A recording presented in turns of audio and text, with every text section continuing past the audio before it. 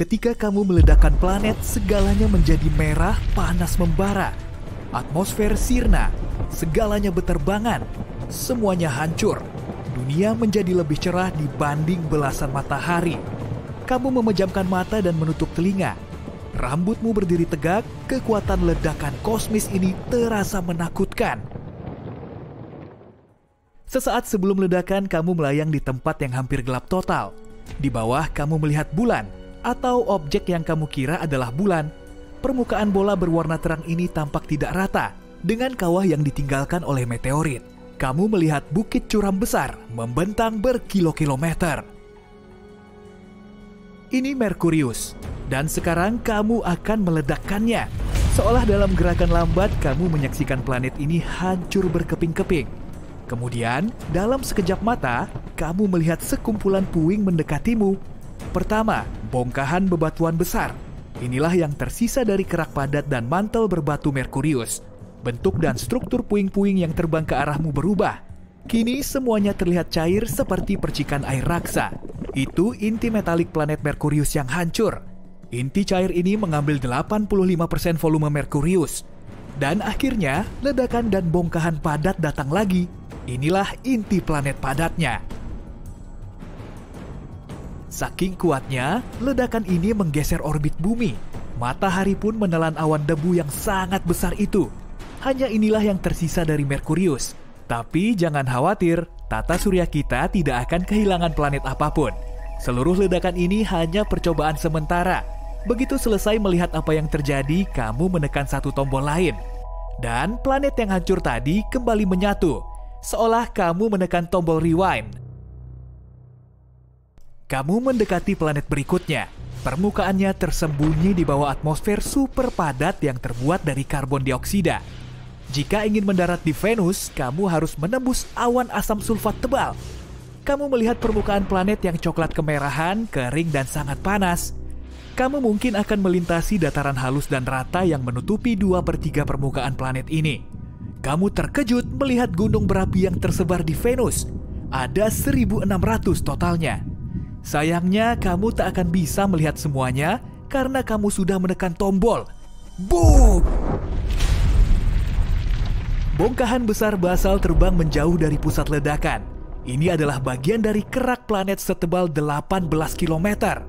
Lalu kamu melihat meteor merah membara terbang ke arahmu dengan kecepatan luar biasa. Itu adalah bongkahan mantel berbatu Venus yang meleleh. Hujan api tampak tak ada habisnya. Mungkin karena tebal mantelnya mencapai 1.900 km. Tapi itu bukan bagian paling masif dari planet ini. Kekuatan ledakan memecah inti besi metalik Venus. Tadinya ukuran inti planet ini 2 kali lipat mantelnya. Kamu mencapai sang planet marmer biru, planet rumahmu. Bagaimana bentuk bumi yang hancur jika dilihat dari luar angkasa? Dari atas, bumi terlihat indah. 71% permukaannya berwarna biru karena air laut dan samudra itu. Ada juga area hijau, kuning, dan coklat, serta pusaran putih. Kamu menekan tombol. Planet itu meledak menjadi badai bebatuan. Itulah yang tersisa dari kerak tipis bumi dan mantelnya yang jauh lebih tebal. Inilah yang dulu membentuk 84% volume bumi. Kamu melihat hujan bebatuan ini berubah menjadi jauh lebih cair. Ini adalah lelehan besi panas dan nikel yang tadinya membentuk inti luar bumi. Tekanan yang ada tidak cukup untuk membuat logam ini tetap solid. Ledakan yang sangat kuat menghancurkan inti bumi. Tadinya bentuknya adalah bola besi dan nikel yang padat. Setelah tersebar kemana-mana, semua bongkahan itu membentuk orbit sendiri di sekitar matahari. Bongkahan yang paling besar menabrak bulan, sementara yang lain melayang lebih jauh dan ditelan bintang kita. Kamu tidak boleh bersantai. Planet merah sudah menunggumu. Permukaan Mars diselimuti debu berwarna karat. Ketebalan lapisan debunya bervariasi di tiap area. Tapi di sebagian besar tempat, tebalnya mencapai 2 meter. Tanahnya berwarna emas, coklat gelap, dan bahkan kehijauan. Ronanya tergantung mineral yang membentuk tanah. Permukaan planet ini berbatu dan ditutupi dasar danau kering, kawah, gunung berapi, dan ngarai. Boom! Mars adalah planet berbatu. Kamu harus menghindari bongkahan kerak seukuran gunung yang terbentuk dari batu basal vulkanis. Yang kamu lihat selanjutnya mirip seolah kamu baru saja meledakkan pasta gigi raksasa yang berbatu. Ini adalah mantel Mars yang terdiri dari oksigen, silikat, dan mineral lainnya. Kemudian bongkahan-bongkahan yang terbang kembali menjadi padat. Ini berarti inti planet Mars. Inti Mars padat, sebagian besar terbuat dari besi, nikel, dan belerang. Miliaran dan triliunan fragmen beragam ukuran, dari yang seukuran bulan kecil hingga yang lebarnya beberapa meter, terlontar ke segala arah.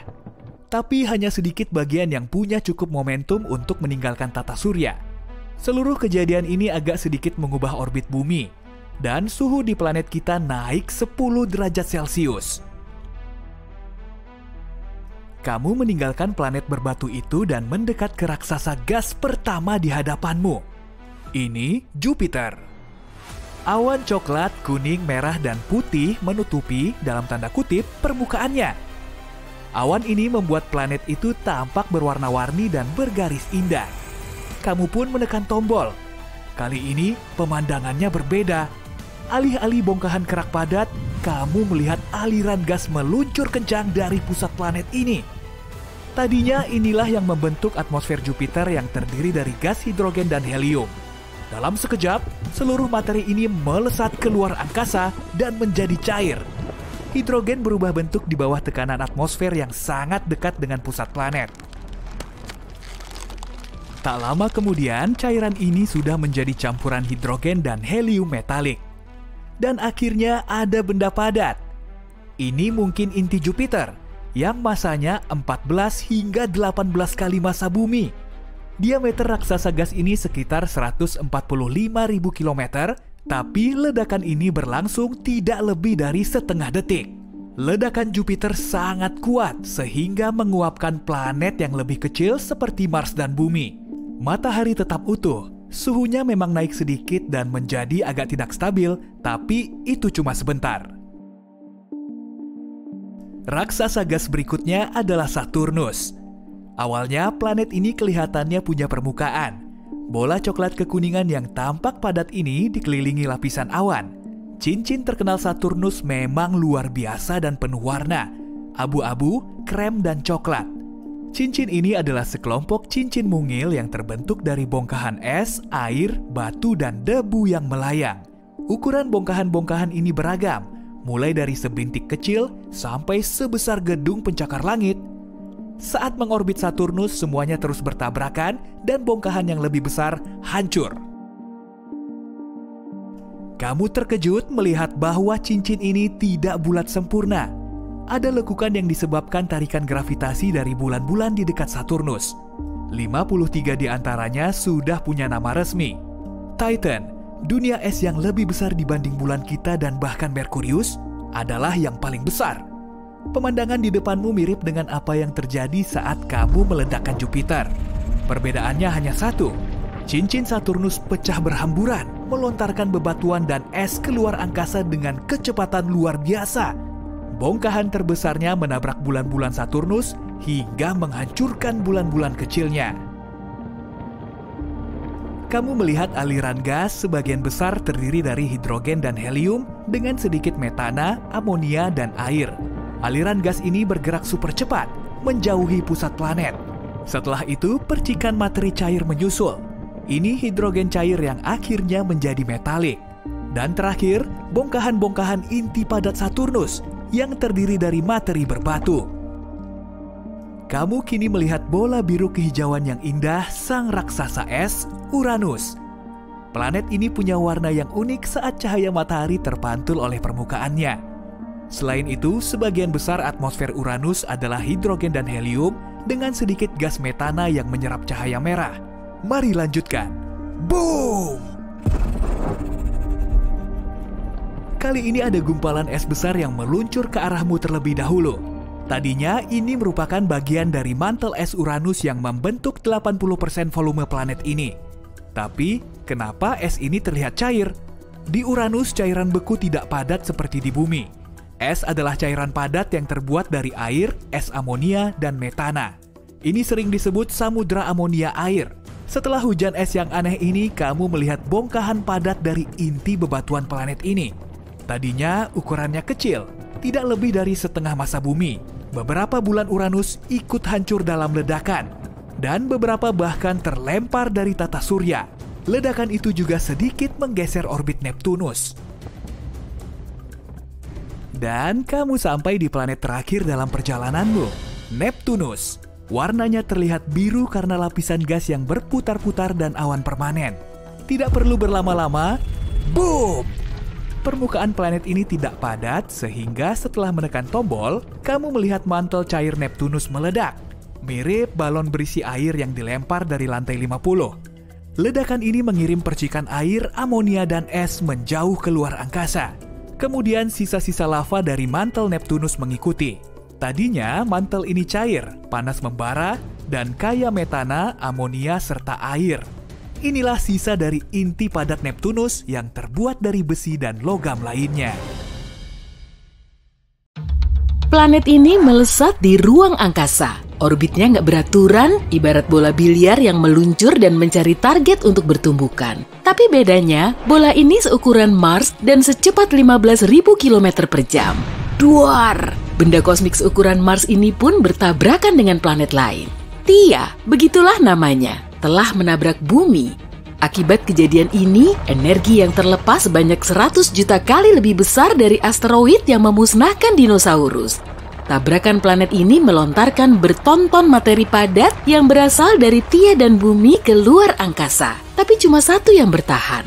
Theia lenyap dan kemudian menyatu menjadi bumi di masa awal pembentukannya.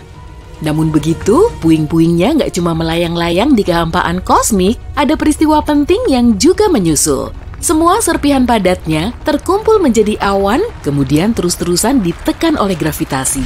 Akhirnya, terbentuklah bulan kita. Menurut teorinya sih gitu. Saat terjadi tabrakan, tata surya kita baru saja terbentuk. Peristiwa super epic ini mungkin nggak akan terjadi kalau Jupiter yang baru terbentuk itu nggak melempar Theia dari orbitnya langsung menuju bumi.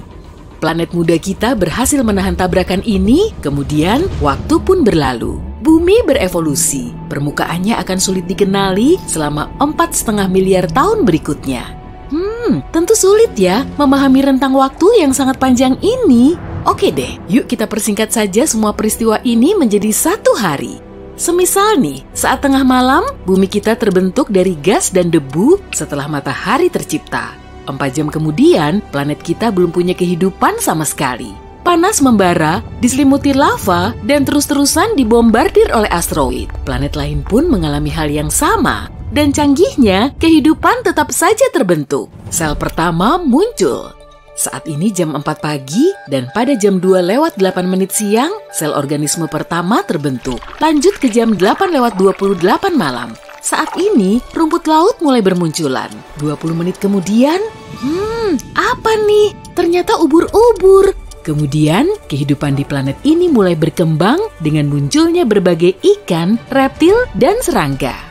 Hutan mulai rimbun pada pukul 10:30 malam. Antara pukul 10:56 dan 11:40, dinosaurus sudah berkeliaran di bumi. Kadal raksasa menguasai planet kita selama kurang dari 1 jam. 1 menit sebelum dinosaurus punah, pada jam 11:39 malam, mamalia pertama mulai muncul. Pada jam 11:58:43, manusia juga muncul. Dalam skala kosmik, kita cuma menempati bumi selama 1 menit 17 detik. Tapi, para ilmuwan masih belum bisa menjawab pertanyaan penting ini. Kenapa kehidupan di bumi nggak pernah berhenti? Padahal, kendalanya selalu ada. Kenapa planet kita nggak bernasib sama dengan Venus atau Mars saja? Keduanya pernah punya atmosfer dan lautan. Kini, tetangga bumi ini cuma berupa gurun kerontang tanpa kehidupan. Terlepas dari semua konsep ilmiah kompleks dan teori struktur alam semesta, bumi kecil dan semua penghuninya ini masih sangat beruntung. Profesor Toby Tyrrell dari University of Southampton menggunakan program komputer dan simulasi iklim untuk menyingkap teka-teki di balik tabrakan asteroid, dan zaman es nggak bisa mengubah bumi kita menjadi gurun tanpa kehidupan. Nggak main-main loh, timnya ini nggak cuma menggunakan 10, 100, atau 1000 planet virtual serupa bumi, tapi 100.000. Dan masing-masing telah disimulasikan sebanyak 100 kali. Mereka menggempur semua planet virtual itu agar menghadapi berbagai fenomena ekstrim seperti dibombardir asteroid, dibekukan, digempur letusan gunung berapi super yang kemudian membuat langitnya pekat dan permukaannya kekurangan sinar matahari. Cuma 9% atau 8.700 percobaan yang terbilang berhasil, yaitu sebanyak 1 kali dalam 100 simulasi. Dari semua planet virtual, cuma 4.500 planet tetap bisa dihuni 10 kali. Cuma 1 dari 100.000 planet yang bisa memberikan kehidupan tanpa henti sebanyak 100 kali. Kalau diibaratkan sebagai lotre, bumi kita dapat untung besar. Pada tahun 2009, Kepler Telescope diluncurkan ke luar angkasa. Misinya yaitu mencari satu bercak di langit malam, atau kalau dalam ukuran planet seperti bumi, 150.000 bintang. Setelah lebih dari 9 tahun beroperasi, teleskop ini berhasil mendeteksi lebih dari 500.000 bintang. Selama hampir 10 tahun, teleskop Kepler bisa mengidentifikasi 2.600 planet serupa bumi. Dan anehnya, sebagian besar planet ini nggak ada di tata surya kita. Ukurannya juga bervariasi dari sebesar bumi sampai sejumbo Neptunus. Oke, balik lagi ke bumi yuk. Saat menatap langit di kawasan yang jauh dari perkotaan, kamu akan bisa menikmati malam bertabur bintang. Itu pun kalau cuacanya cerah, dengan mata telanjang, kamu bisa mengamati maksimal ada 2.500 titik cahaya. Memangnya kamu menghitungnya satu persatu? Di galaksi Bima Sakti sendiri, sedikitnya ada 100 miliar bintang. Sebagian ahli malah memperkirakannya sampai 400 miliar. Memangnya dari mana sih kisaran angka ini berasal? Nah, perlu diingat, jumlah bintang sulit diperkirakan. Para ilmuwan tentu nggak melabeli tiap bintang dengan angka 1, 2, 3, dan seterusnya. Sampai ayam beranak pun nggak akan selesai-selesai.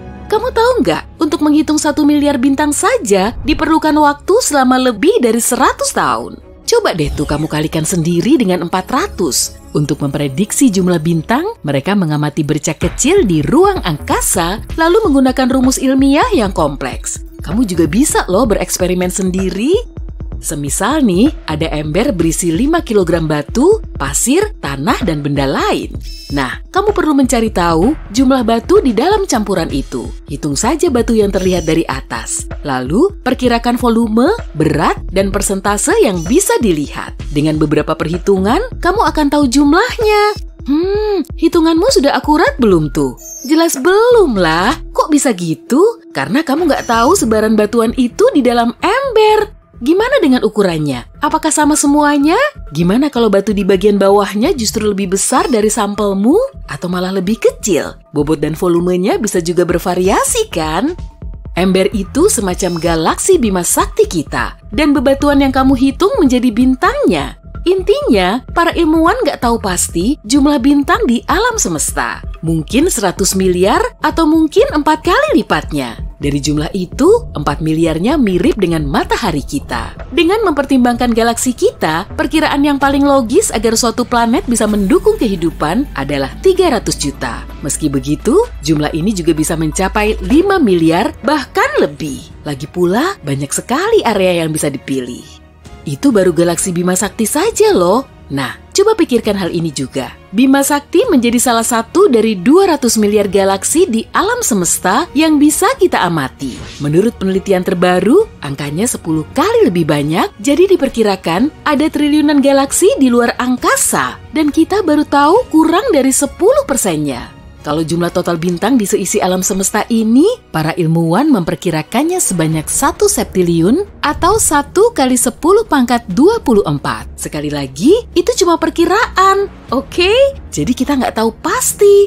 Tapi yang jelas, sampai sejauh ini kita tahu kalau satu-satunya tempat di alam semesta yang punya kehidupan hanyalah bumi. Selama 540 juta tahun terakhir, lebih dari 20 peristiwa kepunahan besar telah terjadi. Terakhir, terjadi 66 juta tahun yang lalu saat dinosaurus dan 75% kehidupan di muka bumi musnah. Sebuah objek berdiameter 11 km menabrak planet kita. Lajunya 120 kali lebih cepat dari mobil terngebut di zaman now. Kawasan yang berada 1,5 juta kilometer dari lokasi benturan juga terbakar. Tsunami besar menyapu seisi lautan, miliaran ton debu dan belerang bertebaran di langit, lalu menghalangi sinar matahari. Kemudian disusul dengan penurunan suhu global. Sekitar 200 juta tahun yang lalu juga terjadi peristiwa kepunahan yang kurang dikenal. Akibatnya, setengah kehidupan di planet ini tersapu bersih dan kemungkinan besar disebabkan oleh gunung berapi atau gempuran asteroid. Menurut teori lain, pergerakan lempeng tektonik telah memicu zaman es baru.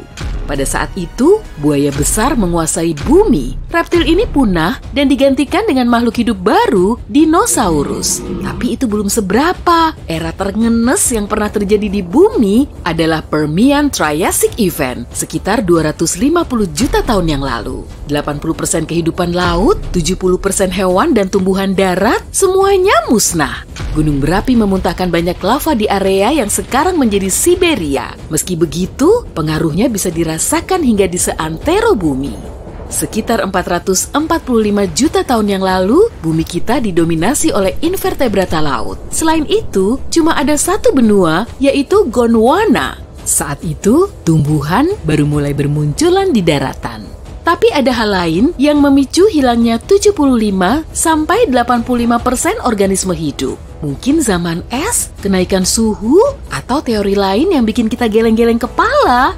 Menurut sebagian orang, semua peristiwa tersebut kemungkinan disebabkan oleh bintang besar yang meledak 6.000 tahun cahaya dari bumi, yang kemudian melontarkan ledakan sinar gamma di ruang angkasa. Bumi kecil kita kebetulan ada di jalur pancaran sinar gamma ini. Hanya dalam sekejap, lapisan ozon kita koyak terbakar. Tentu kita perlu atmosfer untuk melindungi kita kan?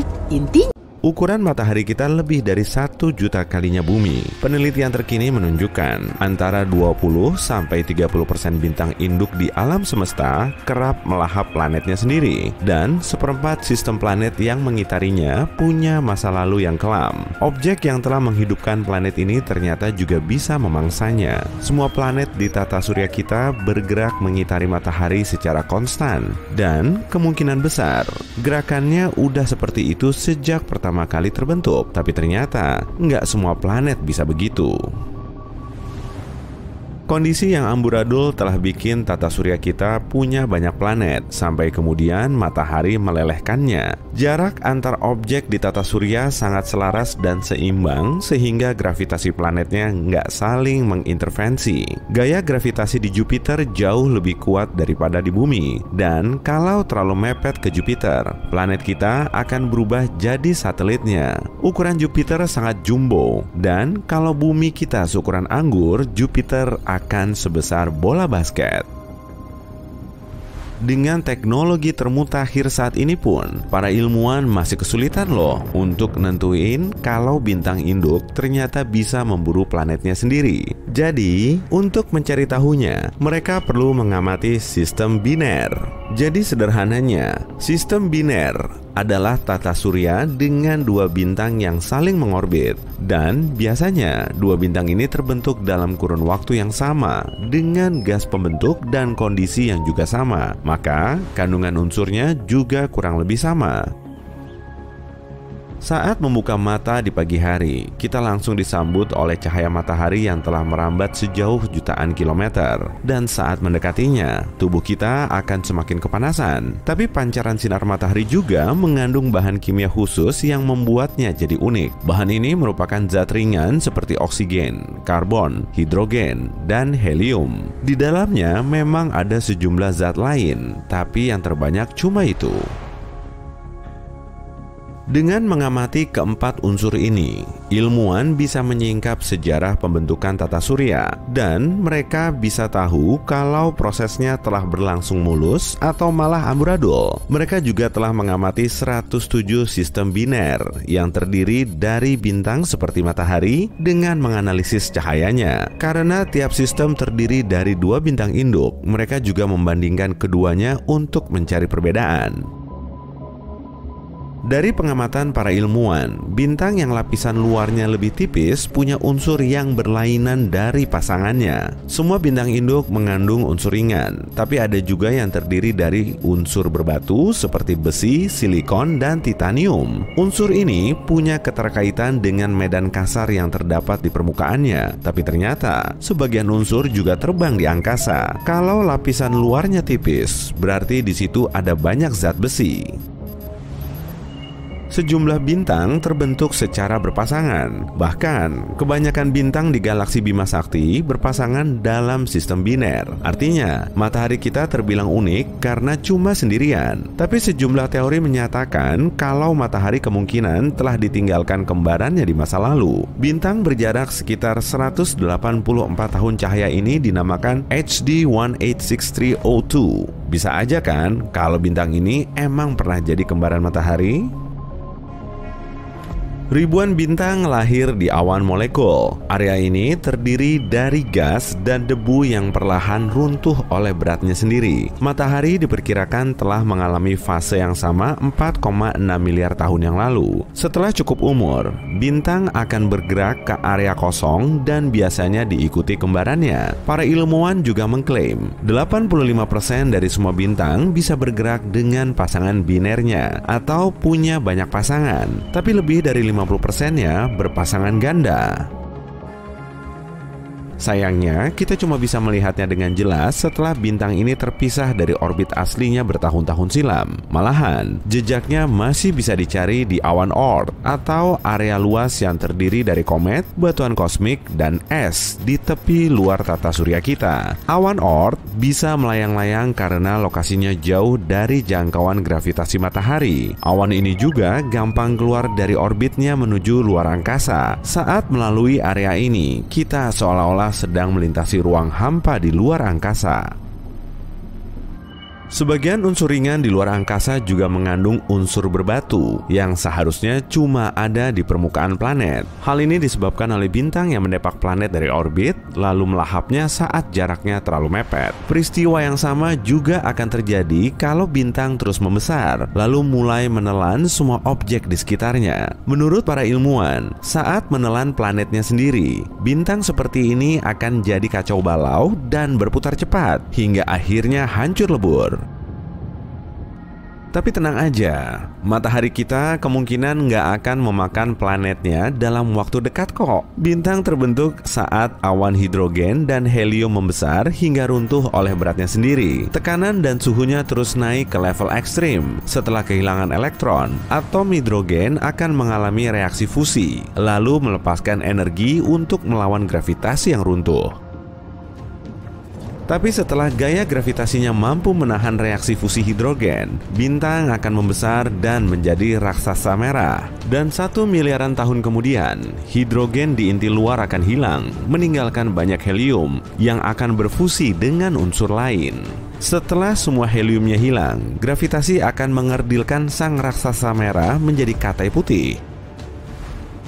Dan setelah katai ini menghilang, sistem bintang akan melepas banyak gas dan debu keluar angkasa. Para ilmuwan mengklaim matahari kita masih punya waktu sekitar 7 hingga 8 miliar tahun sebelum memasuki fase ini. Dan kalaupun akan terjadi, prosesnya akan berlangsung sangat lama, mungkin bisa sampai jutaan tahun. Tapi gimana ya kalau matahari tiba-tiba menelan planet kita? Bumi akan mulai memanas cuma dalam hitungan detik. Perubahan suhu beberapa derajat aja bisa langsung menyebabkan bencana alam. Tudung es akan meleleh cuma dalam beberapa detik, kemudian membanjiri daerah pesisir. Pulau kecil di area terpencil bisa-bisa hilang. Dan setelah suhunya makin panas, semua area yang tertutup salju akan langsung mencair dan berubah menjadi tempat kering mirip gurun. Kebakaran akan terjadi di sejumlah kawasan dan peralatan sehari-hari manusia akan langsung ludes. Bagian dalam bumi juga ikut memanas, lalu memicu letusan gunung berapi di seluruh dunia.